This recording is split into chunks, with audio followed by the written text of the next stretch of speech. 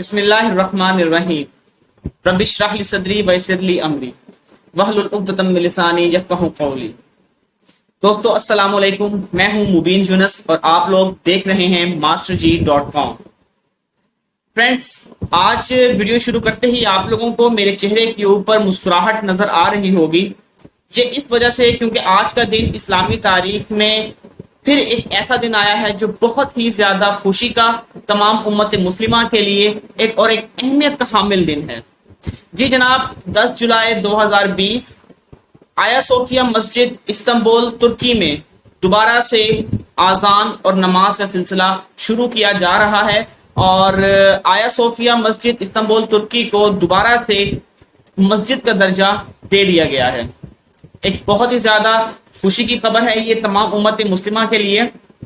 اور یہاں پر میں آپ کو بتاتا چلوں، تھوڑی سی میں آپ کو اس کی ہسٹری بتا دوں، کیونکہ اکثر جو ویورز ہیں میں بھی ان کو اس کی ہسٹری کے بارے میں نہ پتا ہو، اس چیز کو اتنا ایکنالج نہ کر رہے ہوں کہ مسجد کا درجہ دے دیا گیا ہے تو اس میں بڑی بات کیا ہے۔ یہ تو وہ ہو سکتا ہے کسی کے مائنڈ میں ایسی بھی بات ہو، تو ان کے جو اس کانسیپٹ کنفیوژن کو میں کلیریفائی کر دوں۔ یہاں پر تقریباً 4 صدی عیسوی میں جو رومن امپائر تھا، اس میں جو ایک بادشاہ آیا تھا، اس نے یہ اعلان کیا تھا کہ جو اب ہمارا کیپٹل ہوگا وہ یہاں سے شفٹ کر کے کانسٹنٹین ون نے یہ یہاں سے جو روم کے اندر کیپٹل تھا رومن امپائر کا، اس کو شفٹ کر دیا گیا تھا کانسٹنٹین نوپل میں، مطلب کہ جو موجودہ استنبول ہے یہاں پر۔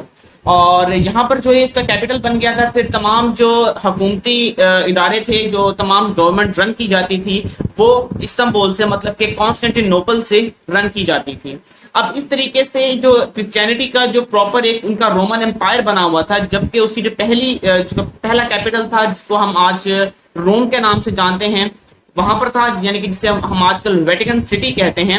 تو پہلے ان کا کیپٹل بھی وہی تھا، اور جو پوپ ہوتا ہے ان کا، جو مذہبی ان کا جو ایک بڑا پیشوا ہوتا ہے، وہ بھی وہیں پر ہوا کرتا تھا۔ لیکن جو عیسائی بادشاہ تھا کانسٹنٹین، اس نے اس کو وہاں سے شفٹ کر کے اپنے کیپٹل کو لے گیا تھا، وہ موجودہ استنبول، جس کا نام اس نے رکھا تھا کانسٹنٹین نوپل۔ اب ہوا کچھ یوں کہ جو باقی تمام مذہبی جو انتظامات وغیرہ تھے وہ پوپ دیکھ رہا تھا، اور وہ ہوتا تھا روم کے اندر، اور جو حکومتی انتظامات ہوتے تھے وہ دیکھ رہا تھا بادشاہ، یعنی کہ جو رومن امپائر کا تھا وہ ہوتا تھا کانسٹنٹین نوپل کے اندر موجودہ استنبول میں۔ اس نے وہاں پر اسپیشل اپنا محل تعمیر کروایا، قلعہ تعمیر کروایا، اور اسی طریقے سے اس نے وہاں پر چرچ کی تعمیر بھی شروع کروا دی۔ اب آہستہ آہستہ جو یہ پورا کا پورا رومن امپائر تھا وہ 2 حصوں میں ڈیوائڈ ہوتا گیا۔ ایسٹرن رومن امپائر جو موجودہ استنبول والا امپائر تھا، اور ویسٹرن رومن امپائر جو روم وغیرہ کی طرف تھا۔ تو انہی 2 ڈویژن کی وجہ سے یہ مسئلہ بڑھتا گیا، اور جو ویسٹرن رومن امپائر تھا وہ تقریباً 6 صدی عیسوی میں جو تھا وہ کولیپس ہونا شروع ہو گیا تھا، اس کا جو خاتمہ ہے وہ شروع ہو گیا تھا۔ جبکہ جو ایسٹرن رومن امپائر تھا، مطلب کہ جو یہ استنبول والا امپائر تھا، یہ مزید 1000 سال چلا ہے آگے۔ تقریباً 532 میں جو اس سے پہلے بھی جب 4 صدی عیسوی میں یہاں پر اس کو کیپٹل بنایا گیا، تو یہاں پر ایک چرچ تعمیر کیا گیا استنبول کے اندر، اور کیونکہ یہ عیسائیت کا گھر تھا تو چرچ تعمیر کیا گیا، مگر کچھ پرابلمس کی وجہ سے وہاں سے آگ لگی اور کچھ حملے وغیرہ ہوئے، وہ تباہ ہو گیا۔ اس کے بعد پھر ایک اور بادشاہ نے دوبارہ سے اگین وہاں پر چرچ تعمیر کروایا، کچھ عرصے بعد وہ بھی تباہ ہو گیا کچھ اختلافات وغیرہ کی وجہ سے۔ دین اس کے بعد 532 عیسوی میں، یہاں میں آپ کو بتا دوں کہ یہ ٹائم پیریڈ کون سا چل رہا ہے جب اسلام کی پیدائش ہونی تھی، مطلب کہ حضور پاک صلی اللہ علیہ وسلم 570 یا 571 عیسوی میں ان کی پیدائش ہوئی ہے، تو یہ میں بات کر رہا ہوں 532 عیسوی کی۔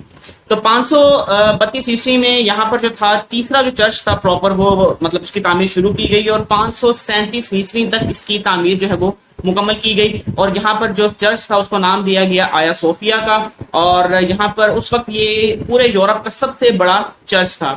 تو یہاں پر تمام جو ان کے مذہبی رسومات ہیں عیسائیت کی وہ ادا ہونا شروع ہو گئی، اور دین اس کے بعد حضرت عمر کے دور میں جب فتوحات کا سلسلہ مسلمانوں نے مزید آگے بڑھایا اور جنگیں لڑی گئیں، مطلب جو بیزنٹائن امپائر تھا، جو رومن امپائر تھا، اس سے بھی جنگیں لڑی گئیں، آپ لوگوں کے علم میں ہوگا۔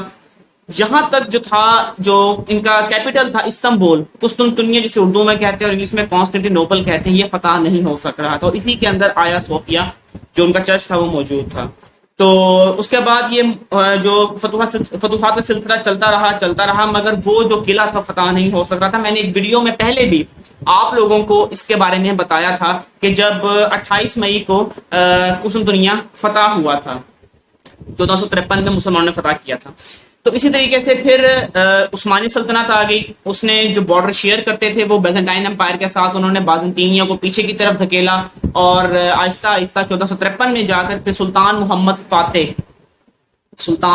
فاتح نے اپنی 2.5 لاکھ فوج کے ساتھ اللہ کے فضل و کرم سے، اللہ کی مدد سے قسطنطنیہ کو فتح کیا.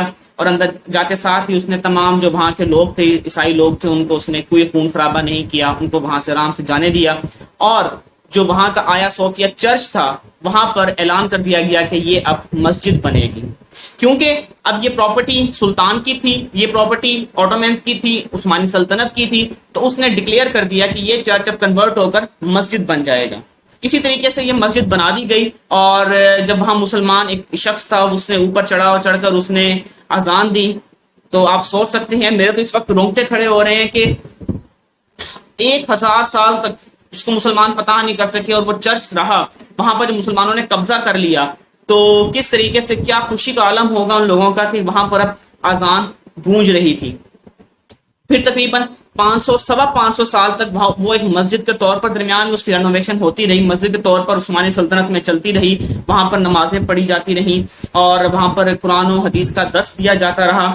دین اس کے بعد جب 1922 کے اندر خلافت ختم کی گئی ہے، تو دین اس کے جو مسجد کا سٹیٹس تھا، جو ان کا ماڈرن ٹرکی ہے، خلافت ختم کی، ماڈرن ٹرکی بنایا گیا. اور اس کے اندر انہوں نے جو مصطفیٰ کمال اتاترک تھا، جس کو فادر آف ماڈرن ٹرکی بھی کہتے ہیں، تو مصطفیٰ کمال نے وہاں پر تمام جو چیزیں تھیں اسلامک، ان کو ایک طرح سے ختم کرنے کی کوشش کی. عورتوں کے حجاب پر پابندی لگا دی، عربی میں جو اذان دی جاتی تھی اس پر پابندی لگا دی گئی، اور ڈفرنٹ جو شراب خانے تھے ان کو بھی آہستہ آہستہ کھولنا شروع کر دیا گیا.